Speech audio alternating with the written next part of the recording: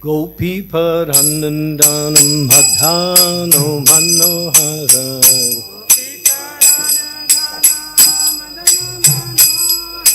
Kaliyadamona Vidhana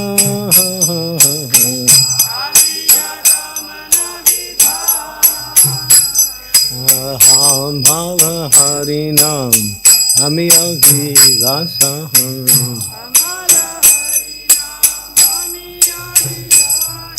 Aham Bhava Harinam Amiya Vilasaham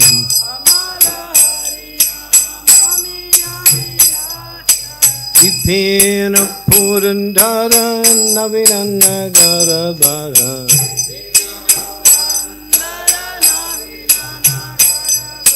Vipina Purandara Navinanagara Bara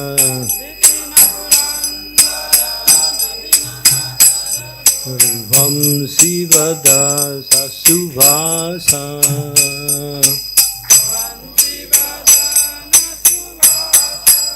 Hey! Vrajajana Palana Sudakula Nasana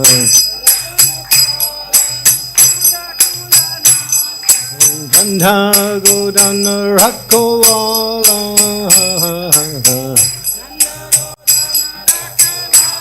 Hey!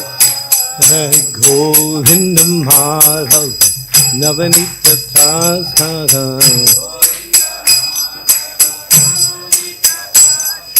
Sundarananda Gopala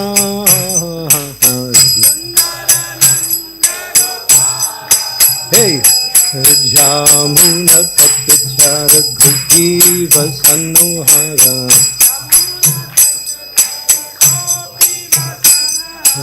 Asarasika Kripa Moya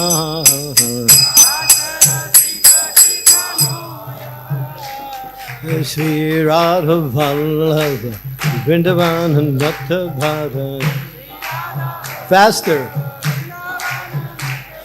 Sri Radha Vallabha Vrindavana Natta Bhara Bhakti Vinodasraya Srila Bhakti Vinodasraya Hey Yasomati Nandana Brajavadhanagara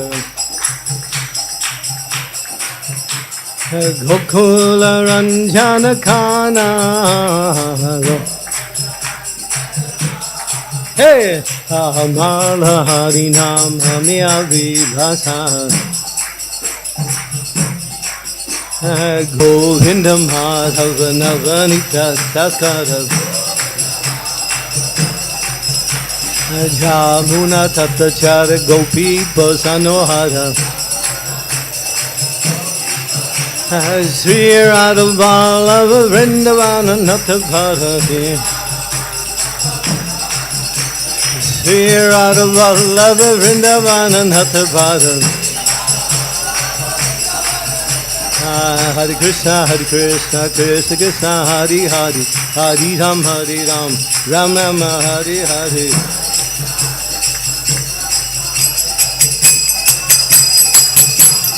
Hey, Hare Krishna, Krishna Krishna, Hare Hare, Hare Ram, Ram Ram, Hare Hare.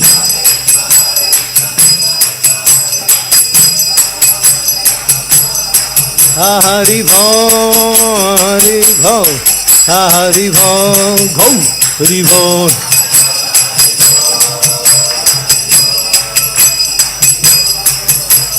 Nithai Gaur, Hari Bho, Hari Bho, Hari Bho, Goda, Hari Bho.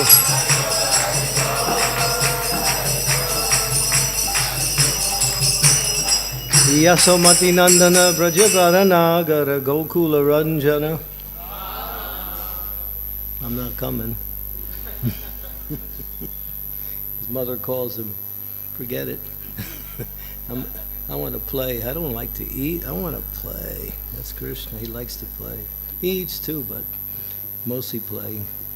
So if you get fully Krishna conscious, you can play with Krishna. Isn't that nice? We're playing with things in this world, but it doesn't give you much satisfaction or happiness. If you can play with Krishna, then the game doesn't end. It just keeps going. Krishna likes to play games. In the spiritual world, it's simply fun. In the material world, it's just funny.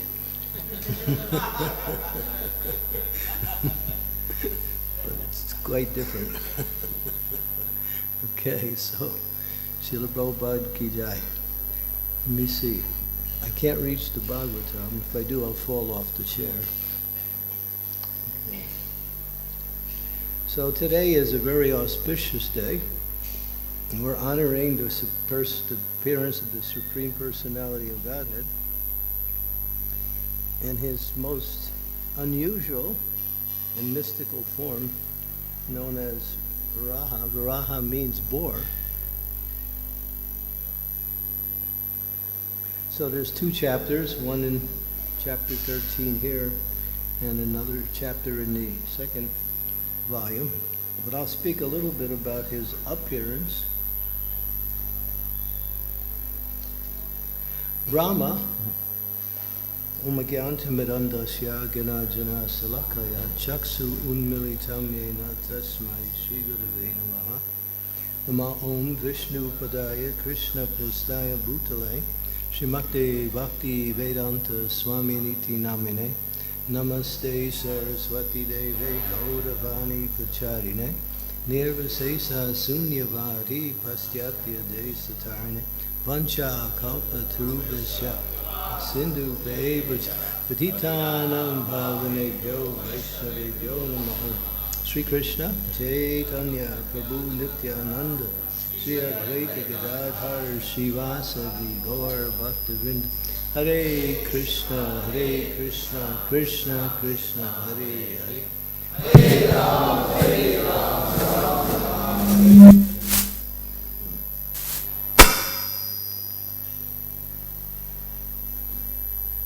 So Lord Brahma was so much involved with the creation of the universe that during that creation, as Brahma says, this is from chapter 13, verse number 17 of the third canto. So I'll read and then I'll do a particular verse. Lord Brahma thought, while I have been engaged in the process of creation, the earth has been inundated by a deluge and has gone down into the depths of the ocean. What can we do who are engaged in this matter of creation? It is best to let the Almighty Lord direct us. The devotees of the Lord, who are all confidential servitors, are sometimes perplexed in the discharge of their respective duties, but they are never discouraged. They have full faith in the Lord, and He pays the way for the smooth process of the devotee's duty. So sometimes in our Krishna consciousness, we get a little confused, perplexed, or even we lose enthusiasm in our Krishna consciousness. But if one depends on the Lord, then everything becomes easy and wonderful. So Brahma's thinking like that. What happened while I was busy with creation, all of a sudden the earth slipped from its orbit and has fallen into the depths of the bottom of the universe, and there's an ocean there called the Garbhodak Ocean. Brahma's thinking what to do. He has no power to change the situation. So he's contemplating, thinking how I can solve this problem. So while Brahma was thinking, all of a sudden, while he was engaged in thinking, a small form of a boar came out of his nostrils. The measurement of the creature was not more than the upper portion of one's thumb, that size. While Brahma was observing him, that boar became situated in the sky in the most wonderful manifestation, as gigantic as a great elephant. Brahma now is struck with wonder, wondering what is this wonderful boar-like form in the sky. And then the Brahmins and others were engaged in discussing, what is this form? They are begun to argue amongst themselves. Is this some extraordinary entity come in the pretense of a boar? It is wonderful. And, as Brahma says, it's come from my nostrils. My mind is perturbed. Is he the Supreme Personality of Godhead Vishnu? Purport, since Brahma is the supermost person in the universe, he had never before experienced such a form. He could guess that the wonderful appearance of the boar was an incarnation of Vishnu. The uncommon features were symptomatic of the incarnation of God, and it was bewildering the mind of Brahma. The omnipotent Supreme Personality of Godhead, seeing everyone, he enlivened everyone, and he roared tumultuously that shook everything in existence. When the sages and saints, headed by Brahma, heard that tumultuous roar, they could understand this was the all-auspicious sound of the all-merciful Lord. And then they began chanting the Vedic mantras. The Lord was having fun. He was playing like an elephant. He entered the water, and he roared again, and he came up just to hear the prayers of the great souls. He understood that these prayers were directed at him. He flew in the sky. His tail was slashing. His hard-hit quiver hairs were moving back and forth. His glance was luminous, like a bulb, like a light bulb. And in his sky, his hooves were glittering along with his white tusks.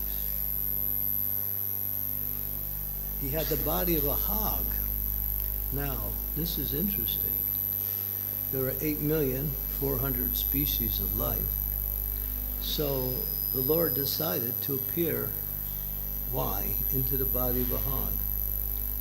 There's an answer to the question, why did he choose that particular form? Anybody know? Why did he choose a hog, a poor, a male pig, a vicious male pig, actually? Anybody know? Anyone want to take a guess? All right. Yes. One thing is like because our Mother Earth was inside the water, and like normally the hog they try to go inside the mud, and so he wanted to use his dad's form to deliver the Mother Earth.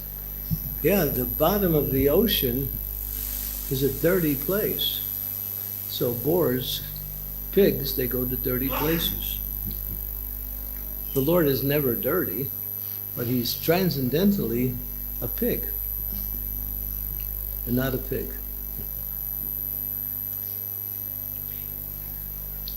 As he entered into the water, he dove down, and he glanced at the Brahmins and the sages as he was going into the water. It was like a gigantic mountain. He dived into the ocean, and it split the ocean in half. His waves appeared like gigantic arms in the ocean. And the ocean started to cry out loudly, "O Lord of sacrifice, please do not cut me into different parts." Lord Boar penetrated the water with his hooves, which are sharp as an arrow. And then he found the limit of the ocean, and then he picked up that earth who was laying at the bottom of the ocean. He took it and placed it on his tusks, because the boars, they have these big, white, long tusks. And he came out of the ocean, and it was like to see that, you would become fully self-realized just by seeing that. He appeared splendid. He was angry, but his anger was glowing. He immediately killed a demon, Hiranyaksha, who tried to fight with him and stop him from taking the ocean. And all of that whole story of the fight is in the next chapter in this other volume. So when he picked up the ocean, he touched it with his, picked up the earth, he impregnated that earth, and a child was born. Child was called the Boma. Boma means earth. But this Boma, he got into bad association.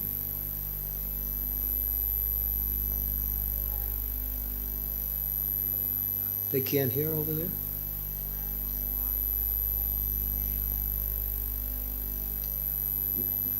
Okay?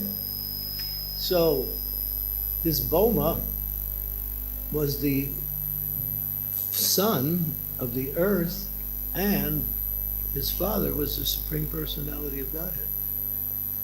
But what happened many years later, he got into bad association.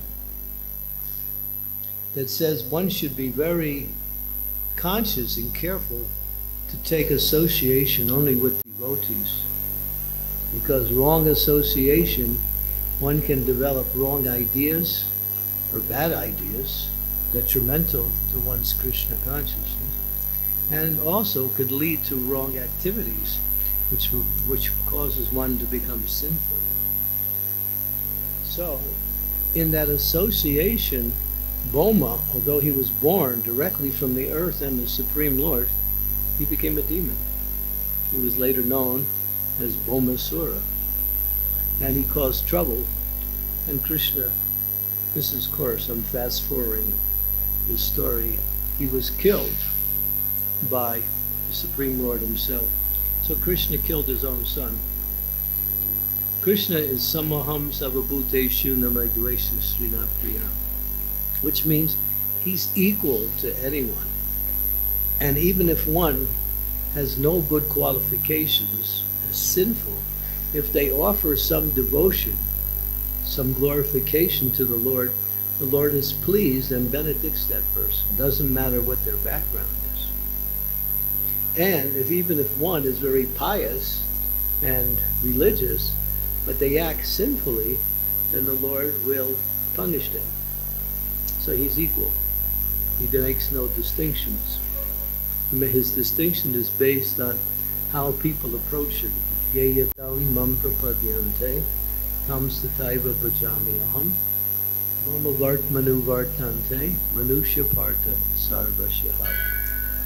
Krishna says, as you approach me, I reward you accordingly. Everyone follows my path, which means either you follow the path of Dharma or you follow the path of Adharma. There's only two paths. If you choose the path of Dharma, then you're rightly situated, and then everything in your life becomes wonderful. And at the end of life,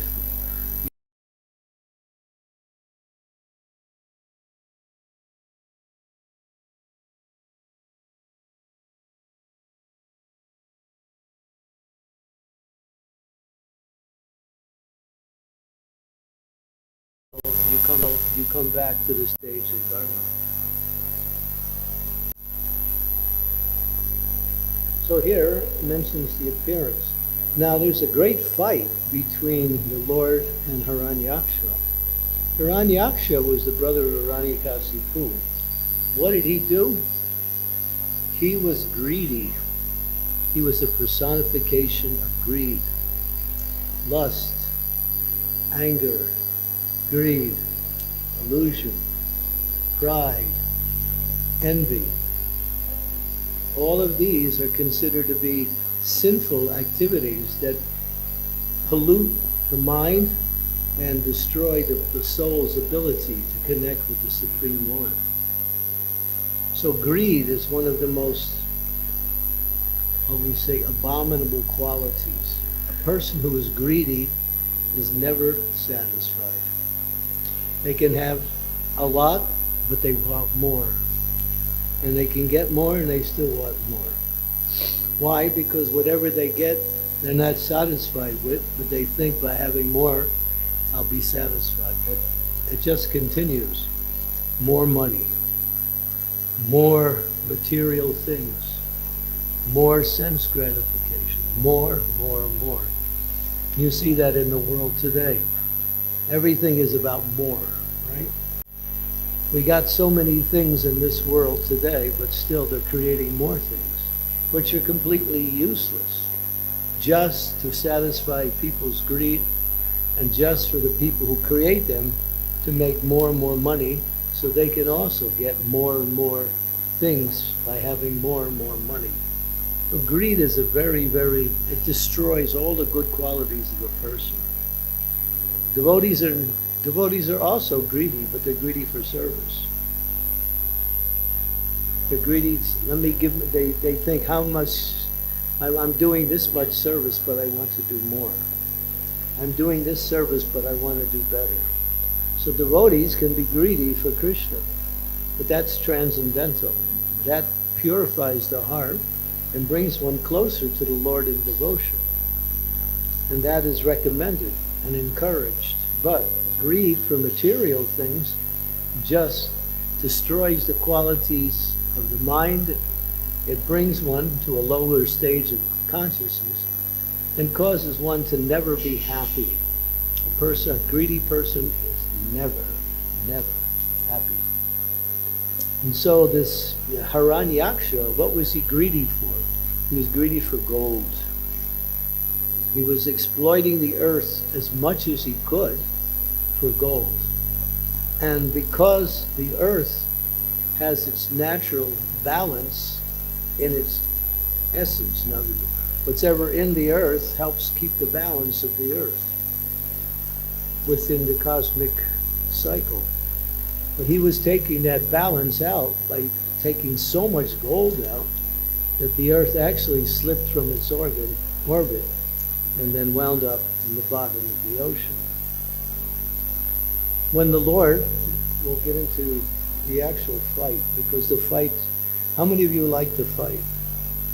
Okay, there you go. That means you're Krishna conscious. If you don't like to fight, you're not Krishna conscious. You have to know who to fight with. Don't fight with Krishna. Don't fight with your God brothers and God sisters. Fight with the demons. Prabhupada said we have to fight with the demons. But our fight is different.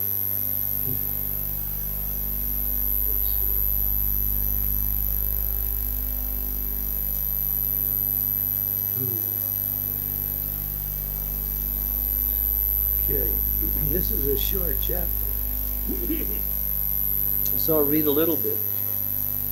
When the demon saw that the Lord had picked up the earth, he became angry.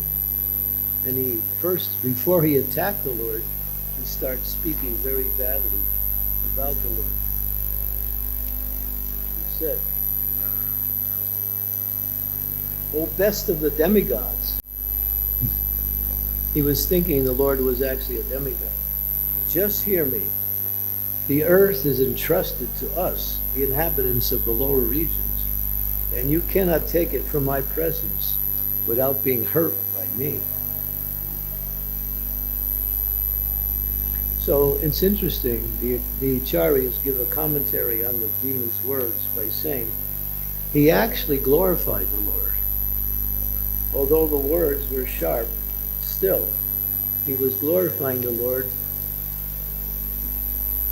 Vishnu lies in the water, and so actually he was glorifying the Lord actually. So the Acharyas say, when the demon used these phrases, "In my presence, you've taken away the earth," he was meaning, in spite of my presence, you are completely able to take away the earth. So he's glorified. Unless you kindly take this earth from our custody, there could be no good fortune for us. So it's interesting because even those who speak negative words about the Lord, it's an indirect way of glorifying the Lord. Indirect. Of course, devotees don't do that. We glorify the Lord according to the proper mood and the proper words that are fitting the glorification of the Lord. But the non-devotees, or the demons, they get angry at the Lord, but because they get angry and speak some negative words, they remember the Lord, and because they remember the Lord, they get some benefit.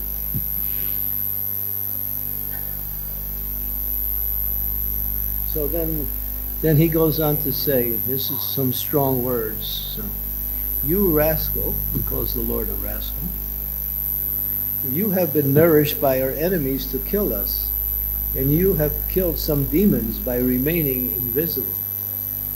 O fool, your power is only mystic, so today I shall enliven my kinsmen by killing you. This is the words of the demon. He continued. Should I continue speaking about this, or you want to skip this part? It's all right? This is a bad word. These are bad words. We don't like to hear these things. They kept criticizing the Lord.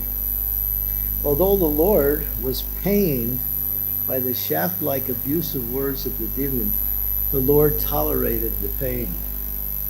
Seeing the earth on the est of his tusk, and seeing that the earth was frightened, he rose out of the water just as an elephant emerges with his female companion. The demon, who had golden hair on his head and fearful, gave chase to the Lord while he was rising from the water.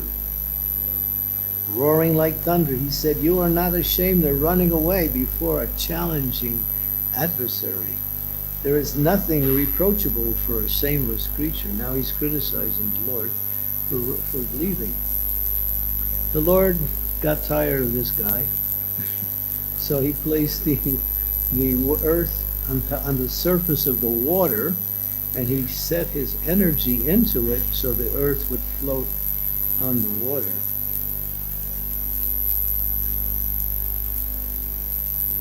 The demon, who was wearing ornaments, bangles, beautiful golden armor, chased the Lord from behind with his powerful mace.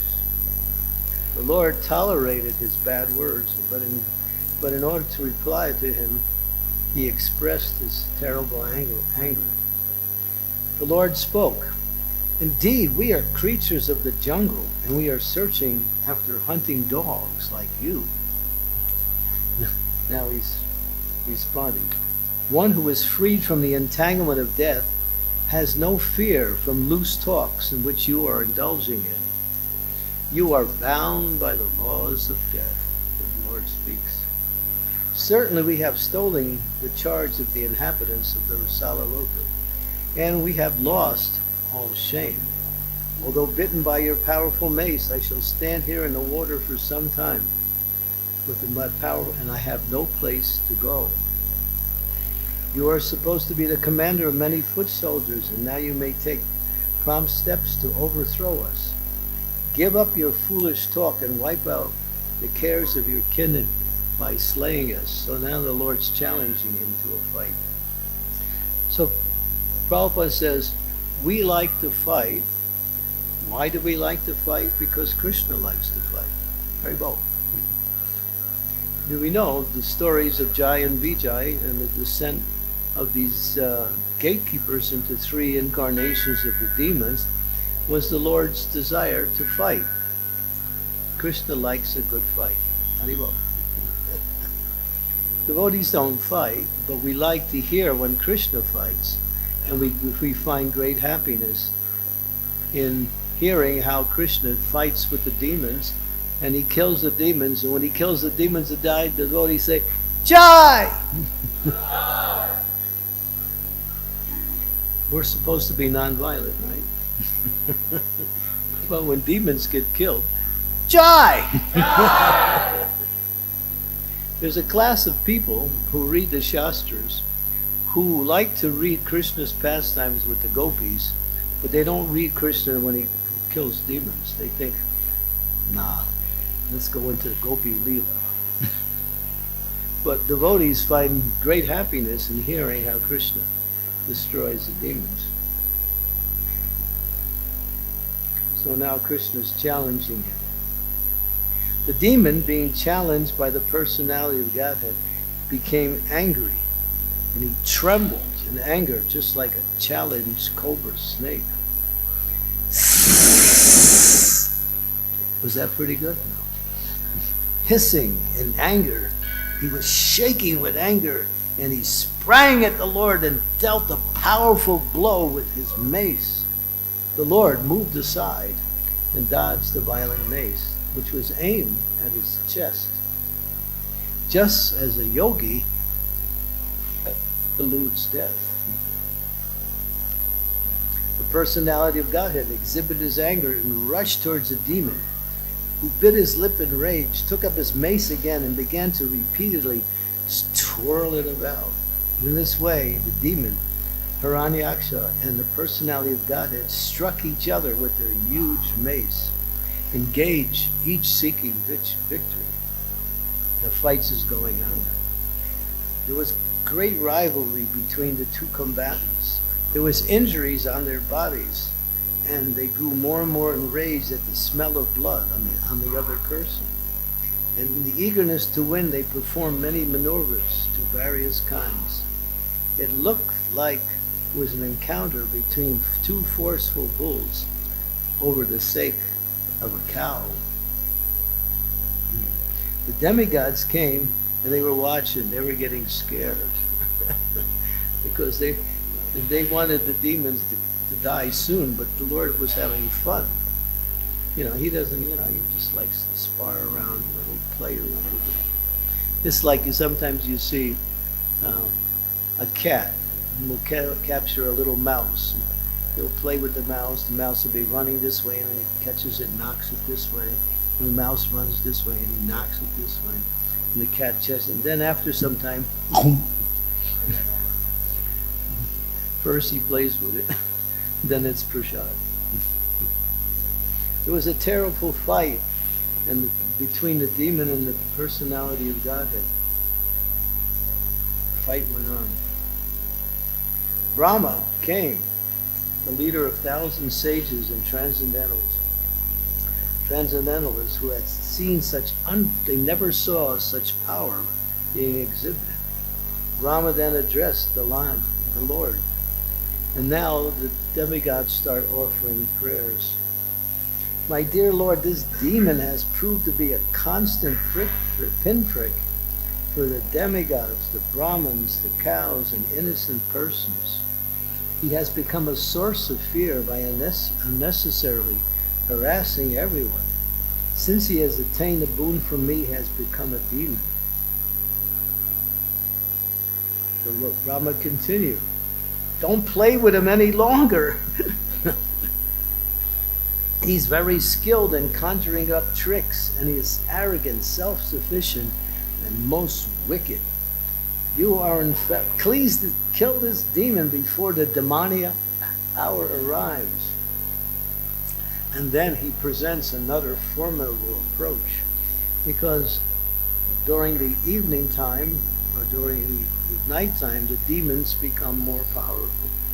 The devotees become powerful in the morning, and demons in the evening. You can kill him, no doubt, by your internal potency. So Brahma keeps going. Now the fight continues. So the Lord now decides to speed up his activities.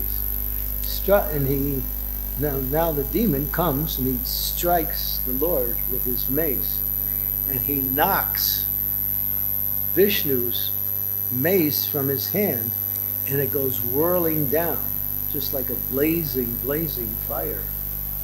The Lord mace fell to the ground, and all of the demigods, headed by Brahma, they were becoming, oh no. When the demon saw the personality of Godhead, whose eyes were just like lotus flowers, standing before him, armed with his Sudarshan chakra, became angry, and he was like a serpent, ready to attack again. Demon had fearful tasks. Now he charged at the Lord, springing in the air. He jumped. He threw his mace. You are slain. The Lord then said, and the Lord knocked out the mace, and it fell to the ground. And the demon is without any weapon. And the Lord now says, take up your weapon again. He's a fair fighter. Eager for you to conquer me, challenge. The demon ate, and the demon became insulted. But at the same time, he picked up his mace and he roared loudly. Ah! Maybe not like that, but somewhere close. Ah! The Lord saw the mace flying towards him at such speeds, and he caught it just like a Garuda catches a bird. Or a serpent, I'm sorry. The valor was from the demon felt humiliated and put out. He was reluctant to take back his mace, but the Lord offered, here, take back your weapon.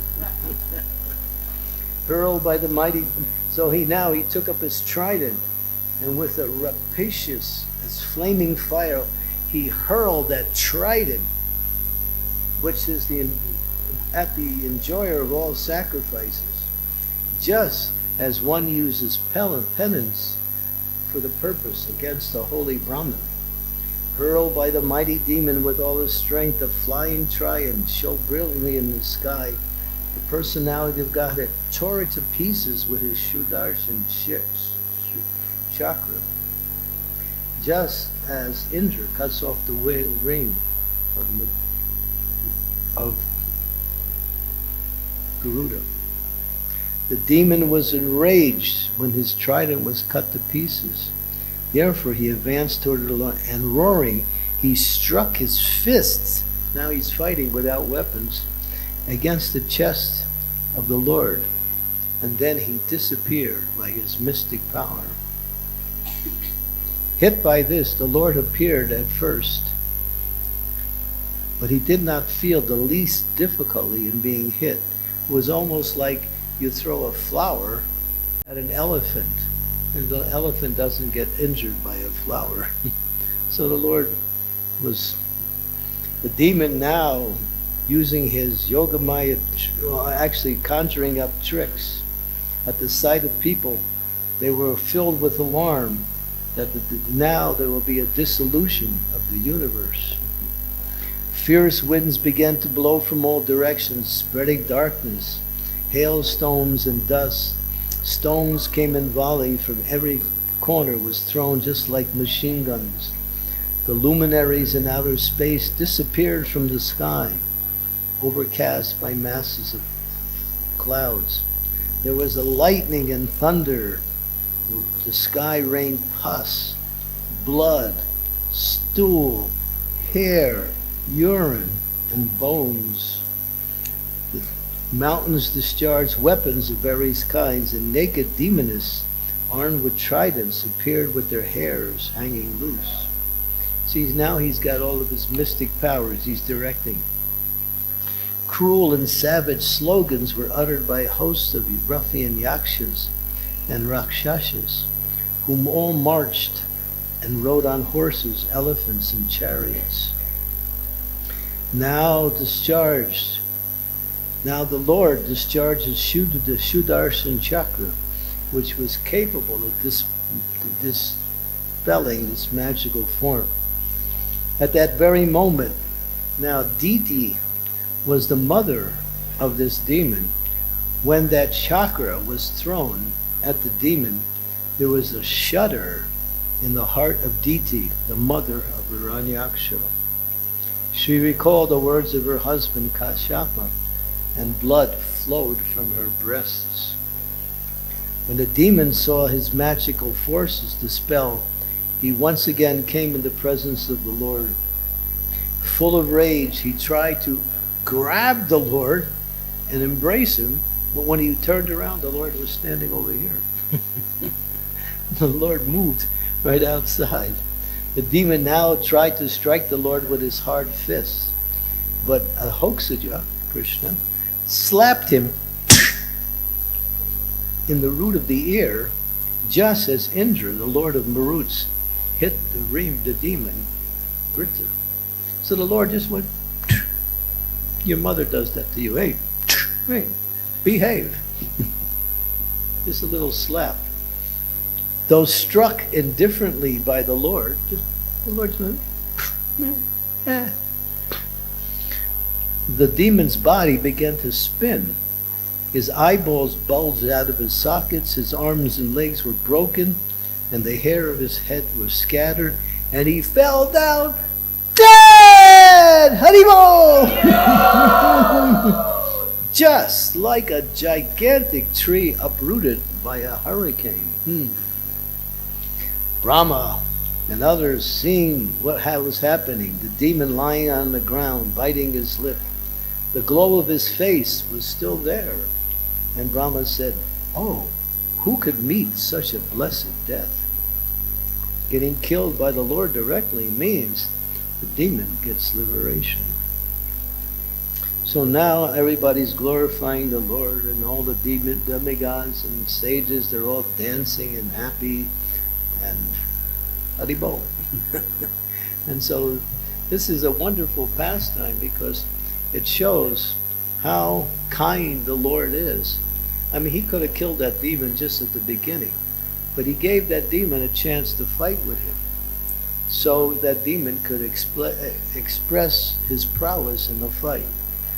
And he made it interesting, and at the same time the Lord was enjoying the fight. Because the Lord, we all know, he is invincible. He's not able to be killed by anything, and he is eternal always. But this particular pastime shows the kindness of the Lord upon the living entities, because when the living entities were suffering, the earth had fell into the Garbhodak ocean. All the inhabitants of the earth planet were in complete distress.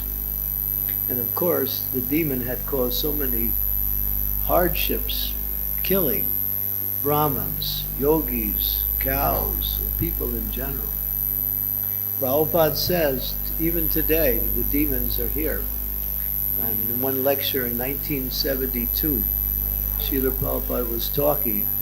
He said, the demons are increasing, and they'll continue to increase. But then he was speaking to his devotees. This was in 1972 in Los Angeles. And he said, don't worry, Krishna will protect you. The demons may give you some disturbance and trouble, but you'll always be protected by Krishna. And then he gave the example how Prahlada Maharaj was harassed so much by his father, Hiranyakashipu, but even though he tried to kill him, he couldn't even move a hair on his own body because the Lord gave him full protection. And then Prabhupada went on to explain how, Devaki, she was in the cell, and her brother, Kamsa, was killing her children. And he also was going to try to kill her, but somehow she was saved by her husband. So Prabhupada uses those examples that devotees will be harassed by demons sometimes. Because the stronger the movement becomes, the more the demons will become disturbed. And the more the demons become disturbed, the more they will try to stop devotees. But Prabhupada said, don't worry. Krishna has come in the form of his name, Kali Kale, Namarupa, Krishna Avatar. He said, take shelter of Krishna's holy name, and you'll always, always be protected from any of the dangers of this material world. And you'll also stay purified by keeping connection with Krishna through his holy name.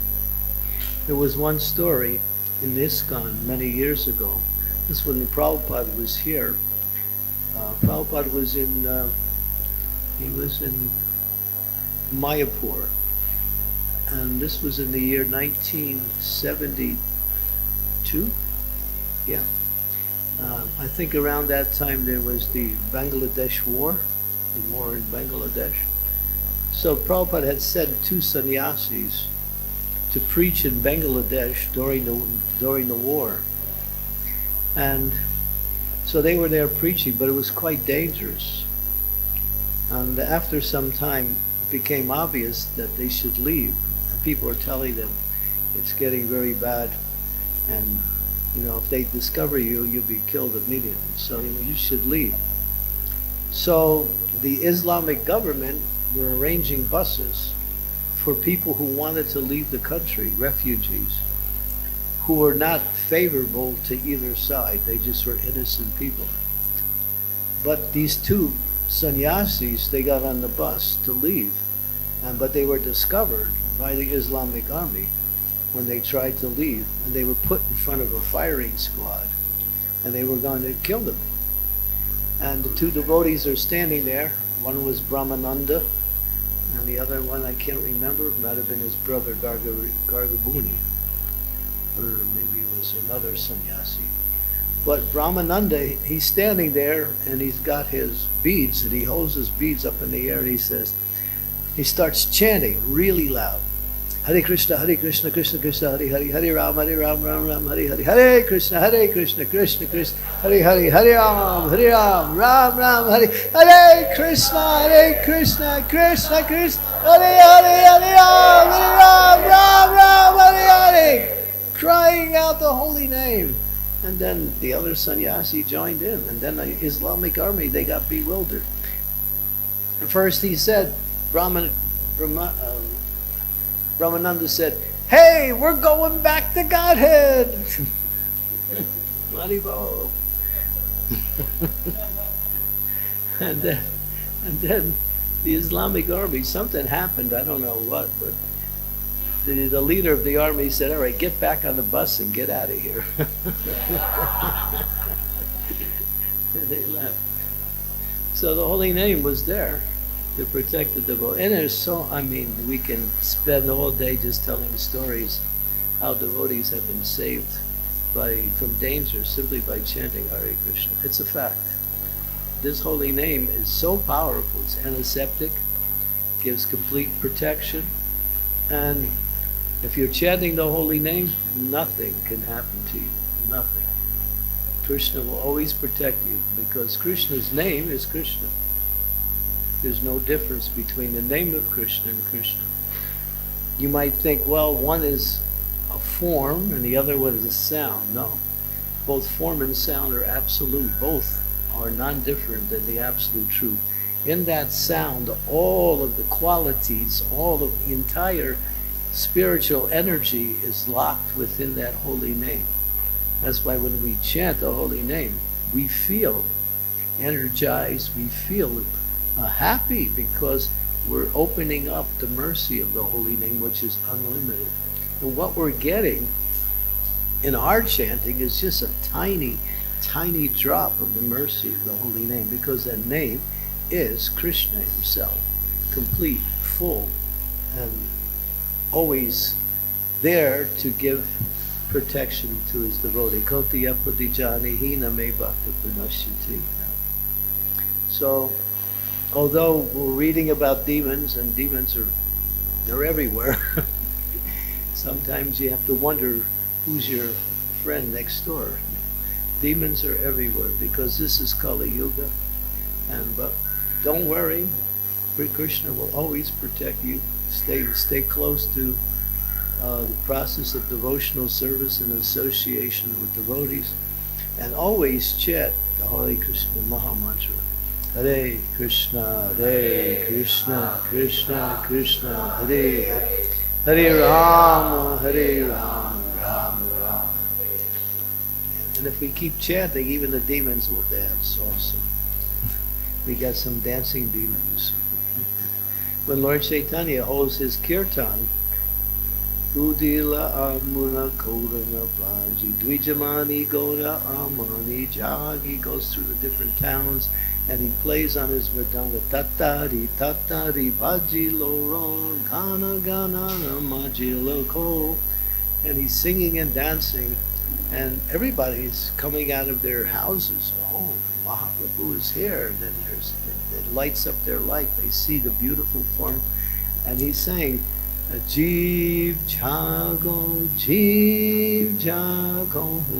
Gaura Chandra Bhole, Kota Nidra, Jayo Mayam, Nisachira Ko. That's Bhakti Vinod Thakur.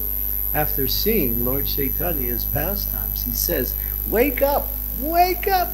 You're sleeping on the mat in which Maya, and she's sucking out your blood. And you are thinking, I am so happy to give you my blood. But actually you're dying. And therefore, Bhakti Vinod Thakur says, Enechi, Asadi Mayo, Nasibada Lagi, Harinama Mahamantra, Wow Tumi Magi. Asaudi, take this medicine. It's the medicine. What is that medicine? Hare Krishna, Krishna Krishna, Hare Hare, Hare Rama, Rama Rama. We can't even understand the glories of the holy name. We tried to glorify the holy name, but we fall short because the glories of the holy name are unlimited as Krishna himself. So this holy name is what we say is Prabhupada said, the panacea for all ills in this age. Simply chant, Hare Krishna, Krishna Krishna, Hare Hare, Hare Rama, Rama Hare. And if we chant regularly our rounds, but Prabhupada said 16 rounds, that's just to get you started. It's not the end, it's the beginning, really. 16 rounds. Prabhupada, when he first came to start the movement in the Western countries, he said 64 rounds a day. What he said? Prabhupada, we got so many things to do. Prabhupada said, all right, 32. Still too much. 16, no less. No less. So he was concession. Bhakti Siddhanta, his Guru Maharaj, anyone who was staying in the temple, 64 rounds. Anyone who was going out preaching, 16 rounds. Yeah. It's not that he made all of his followers chant 64. Only those who were staying in the temple, they had time, although they did services still. But those who were preaching, they could chant only 16 because they were out there distributing the mercy. So yeah. So chant as much as possible.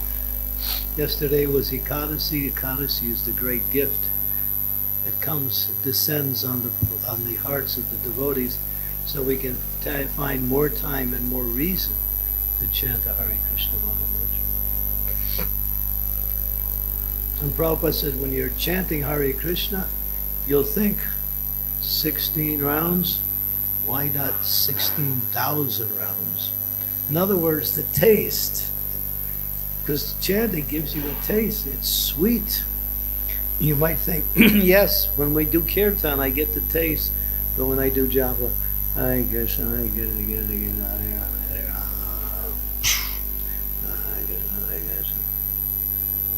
Hare Krishna, Hare Krishna, Krishna Krishna, Hare Hare. Hare Krishna, Krishna Krishna, Hare Hare, Hare Ram, Ram, Ram, Ram, Ram, Ram, Ram, Ram, Ram, Ram, Ram, Hare Krishna, Krishna, Ram, Ram, Ram, Ram, Ram, Ram, Ram, Ram, Ram, Ram. I like Ram better. Ram, Ram, Ram, Ram, Ram, Ram, Ram.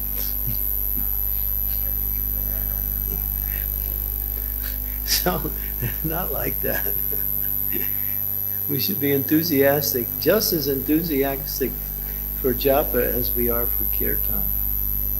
Because japa really is the power that we develop in our practice of Krishna consciousness. It formulates our consciousness throughout the whole day and protects us against Maya, gives us the vision on how to live our Krishna conscious life. It removes all of the blocks. So japa, because we know sometimes people think, oh, japa. But japa is really just as powerful and even maybe more so than kirtan. Kirtan is the Yuga Dharma, because that spreads everywhere. But japa really awakens our attraction for Krishna in a very, very direct way. So chant. Okay, so I'll stop here. Any questions, comments, criticisms, suggestions for retractions?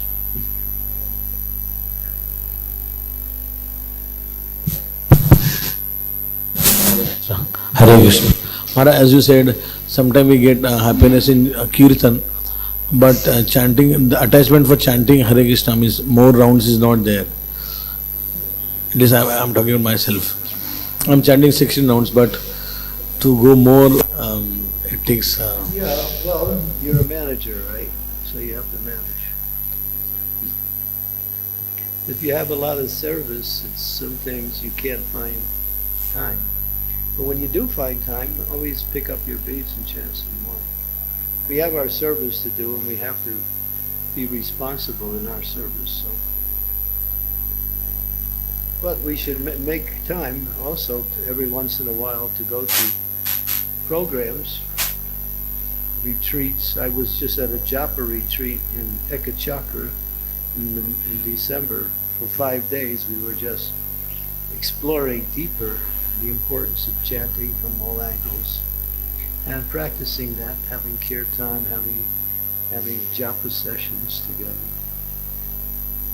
We can take time every once in a while to re-energize our Krishna consciousness, focusing on the essence. But if you're chanting 16 rounds, try to chant 16 rounds nicely. Don't be in a hurry to finish. Don't be thinking that, as Prabhupada used to say, he would criticize us. He would say, 16 rounds. I'm all finished with my 16 rounds. Now I can do any damn thing I want. Haribol. Not like that. We never finish chanting, but we finish our, what is called, our prescribed rounds. Because that will give you the mercy of the spiritual master. The spiritual master tells you, chant 16 rounds. If you fulfill that obligation, you're getting his mercy. If you don't fulfill it, the mercy is not coming. Because the mercy is in the chanting, in the instructions for chanting. But when we have time, we can always chant more.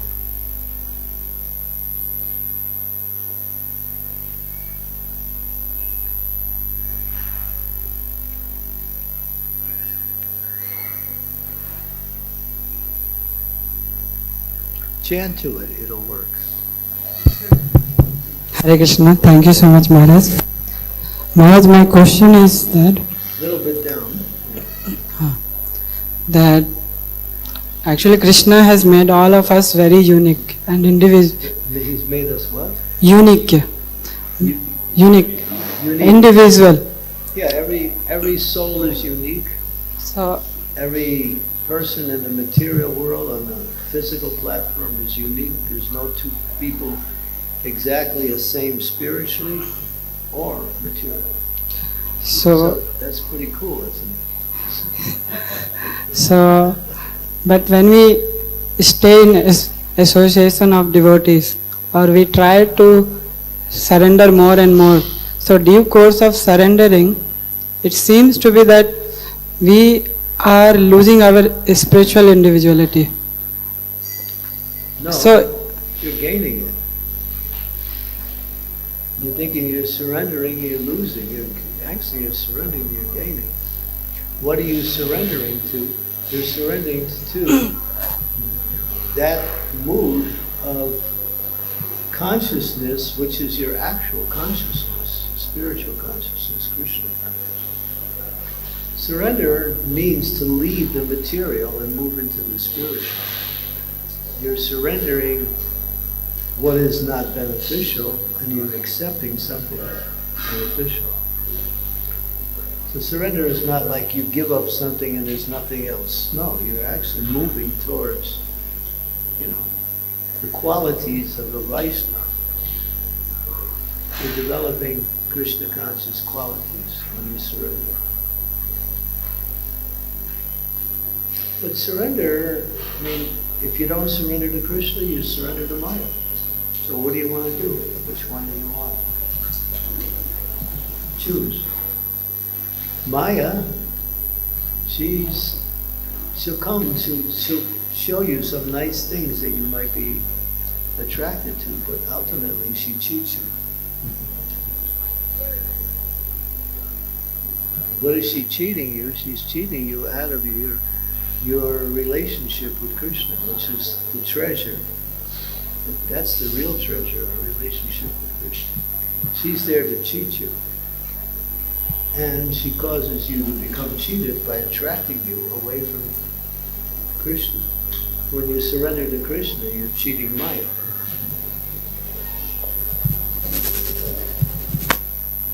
You're not losing your individuality.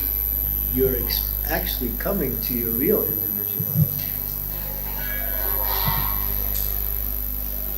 Like Maharaj, sometimes suppose we have some likes for some seva or some any other thing.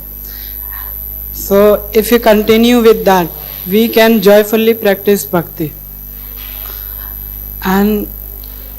But if you don't continue with that, so we may try to surrender, but we may not be able to practice joyfully bhakti. You think surrender is painful?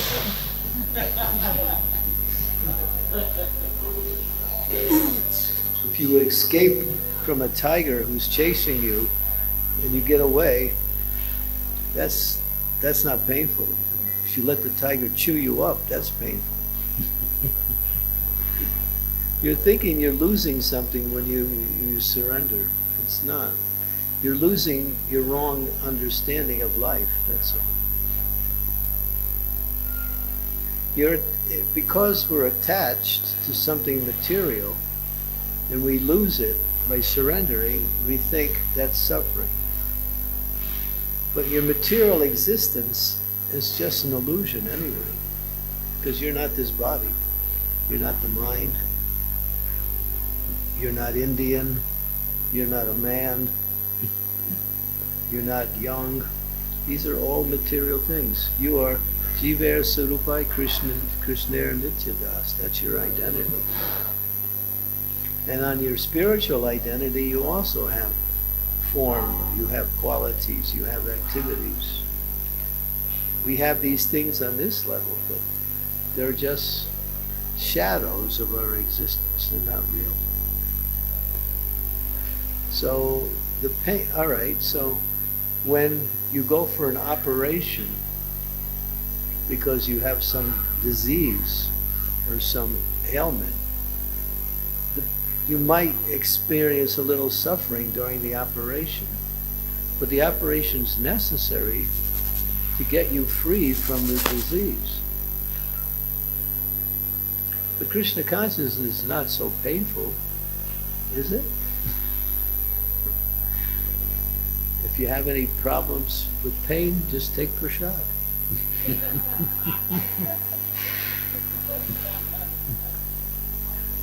Yeah, that's, Krishna says, all right, here's the pain reliever. Here's some globjamins or some rasgula, some rasmalai. It's not, Krishna consciousness, surrender brings you to a sweeter taste of life. Look at the non-devotees. They're always struggling to make money, to get what they're trying to get. They struggle. Devotees sometimes have to struggle because we still have our material attachments. So we say, try to understand that whatever desires you have for material life are working against you. So stop trying to enjoy this material world. And take up the process of Krishna consciousness and you replace misery for something that is natural. Krishna consciousness is natural.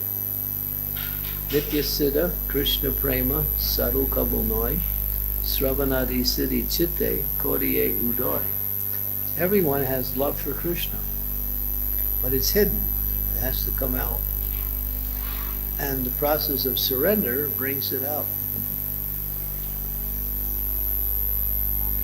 So don't get discouraged, even if there's a little pain, because, you wanted to go to the movies today, but you couldn't because you had some service. So it's not so bad, painful.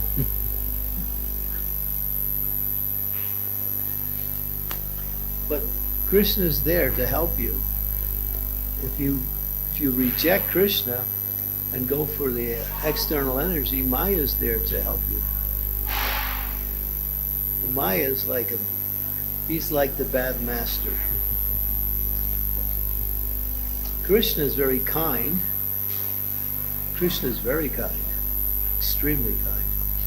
He does so many things just to help his devotee.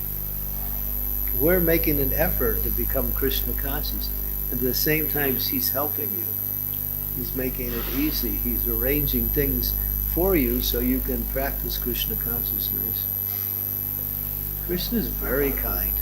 And if you fail, he helps you to get back up and try again. He's very kind.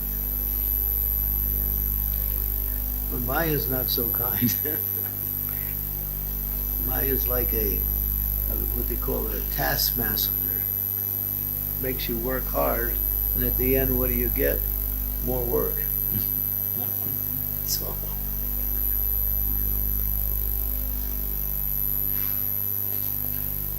Yeah. So just read the books and you'll understand how wonderful Krishna is and how difficult it is to live in this material world. Nobody in this world is happy.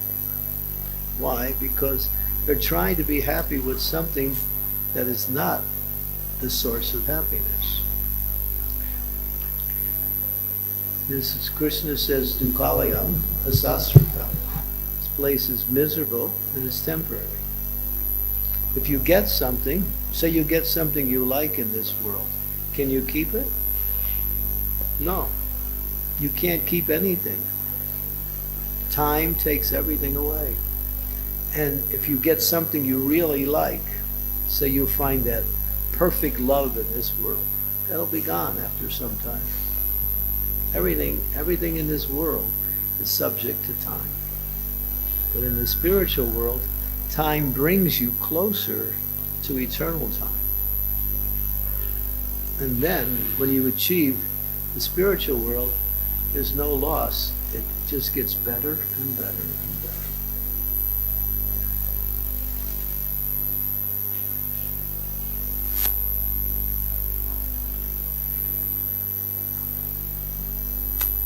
You don't believe me. Well, you don't have to believe me. You can believe the scriptures, though. Any of the ladies have questions over there? Yeah. We have a question.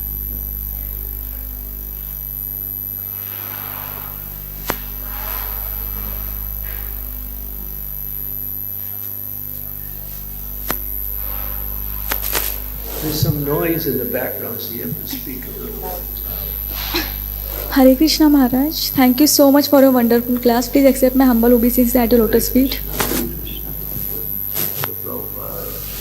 Maharaj, my question is how to cultivate spiritual greed? How to Cultivate spiritual greed. spiritual greed? Yes, how to cultivate that? Well, service, there's always so much service to do. If you talk to the temple president, he has more service to do than he can do. He's got so many other services he wants to do that there's enough devotees to do it. Just come to the temple, and you'll have so many opportunities for service. Or if you're not able to come to the temple so often, you can do service in your home or outside with your other devotees. But the point is that I was trying to make is don't waste time with things that are not helpful to our spiritual life. Stay connected. Service keeps you connected. When you're in service, either whether you're feeling happy or not, still you're in the right place. You're getting the mercy. So there are many opportunities to do more and more service. But make sure you balance your service with hearing, chanting, and associating with devotees. So we try to balance. So much service is there, but then there is sadhana. Chanting, dancing, associating with devotees, reading the books and discussing the books. These are all part of sadhana. So nice balance. If we have nice sadhana, then we'll be enthusiastic for service. Sadhana builds our enthusiasm for service. When our sadhana is not there or it's weak, the service becomes more difficult. So the enthusiasm for our service comes with the activities of sadhana.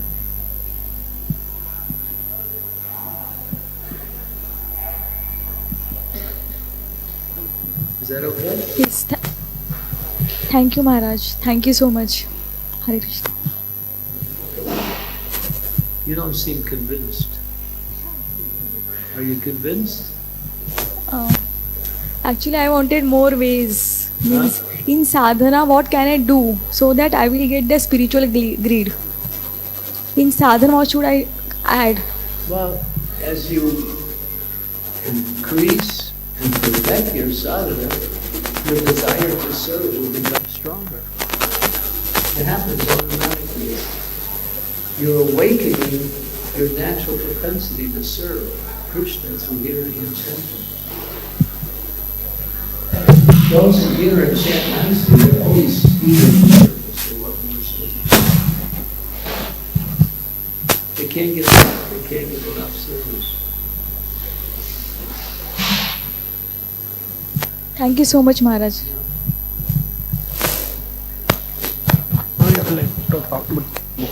Oh yeah, we brought some books.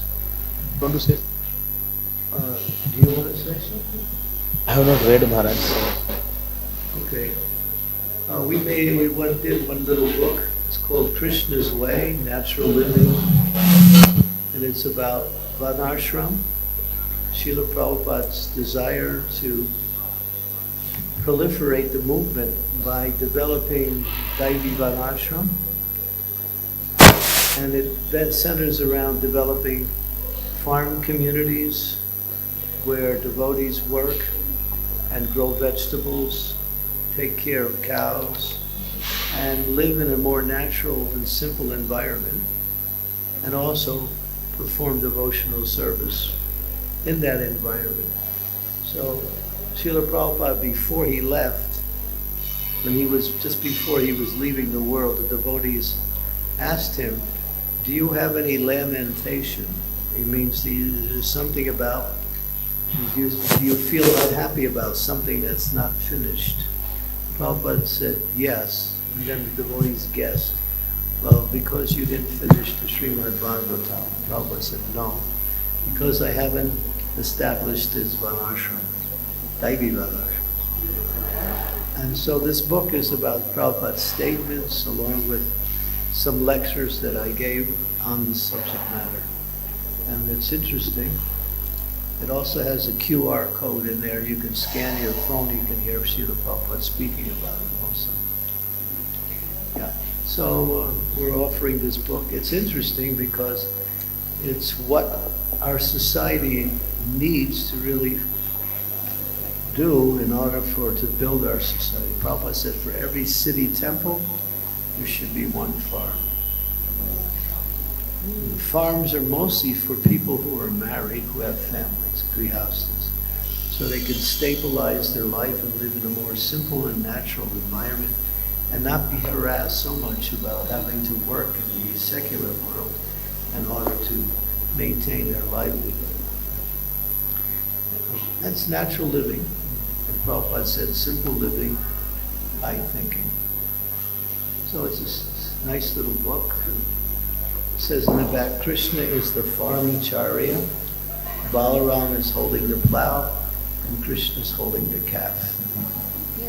You see Krishna all the time, he's with the cows. When he goes out during the day, after he eats breakfast, he goes with the cows most of the day.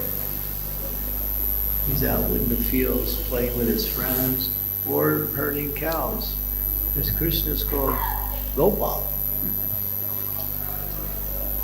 Govinda. So Krishna loves cows. And so, of course, we also will appreciate and understand the benefits of cows. But we need to organize our life in such that we can become more dependent on Krishna, the environment, the cows for our livelihood, instead of trying to go to work for some materialistic person and spending all time there getting some piece of paper which they call money. They call it money. But real wealth is three things. What are the three things of wealth? Who knows? Yeah. Land. If you have land, that's wealth. If you have precious metals, gold, silver, lapis lazuli, emeralds, diamonds, jewelry, that's wealth. And if you have animals, cows, particularly horses, that's wealth. This paper money,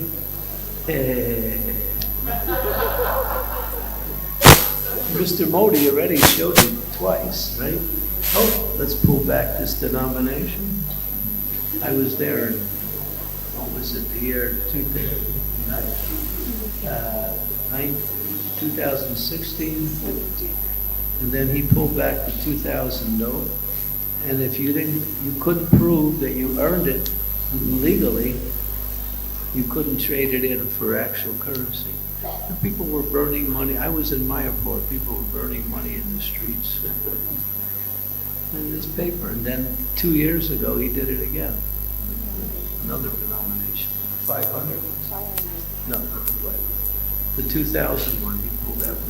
So it just shows you, the government says it's good, it's good.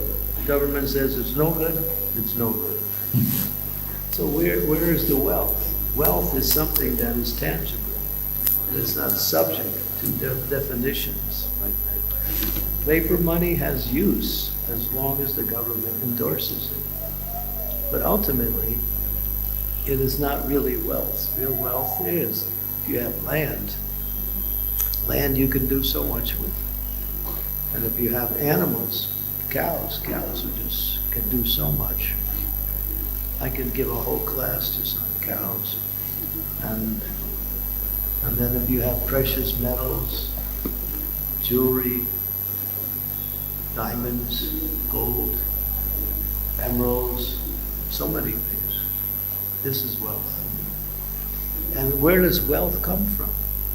It comes from Krishna. The earth has the wealth in it, these precious metals, minerals, these different.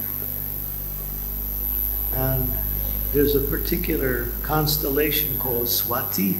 You've heard of Swati? When that Swati constellation comes into the heavens and it rains at that time, the rain, when it falls on the head of a snake, it becomes gems. When it falls on the head of an elephant, it becomes jewelry. And when it falls in the ocean, it becomes pearls. And then it's taken by the oysters. So actually wealth comes from God through rain when it comes into the earth. It's in this book. I mentioned it. So yeah. So the idea is, Prabhupada said, we don't need to depend on anything but Krishna and the earth for our livelihood. And so Prabhupada had a whole plan. And he spoke about it from the first day he came and brought Krishna consciousness.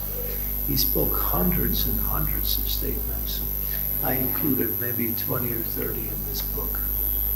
So many things, the benefits of going back to the land and living on the land. But that's a long thing. It's already getting late. And I'm sure everyone wants to take prasadam after Ekadasi. So I don't want to take so much of your time. But if you're interested in getting the book, we're asking for a donation of 350 rupees, not euros, rupees. And if you don't have that much and you want the book, then just give a donation. And then you can take it for whatever you can donate. That's fine. Okay, thank you very much. Srila Prabhupada ki jai. Harinam Sankirtan. Hare Krishna. Hare Krishna. Hare Krishna. Let us thank very heartily to His Holiness Candramauli Swami Maharaj by giving such a divine association to all of us on auspicious day of Varhadvadashi. Let us chant one time Hare Krishna Mahamantra for Maharaj. Hare Krishna, Krishna Krishna, Hare Hare, Hare Ram, Ram Ram, Hare Hare. His Holiness Candramauli Swami Maharaj ki jai. We have books here, those who want to take, and Maharaj will sign on the book.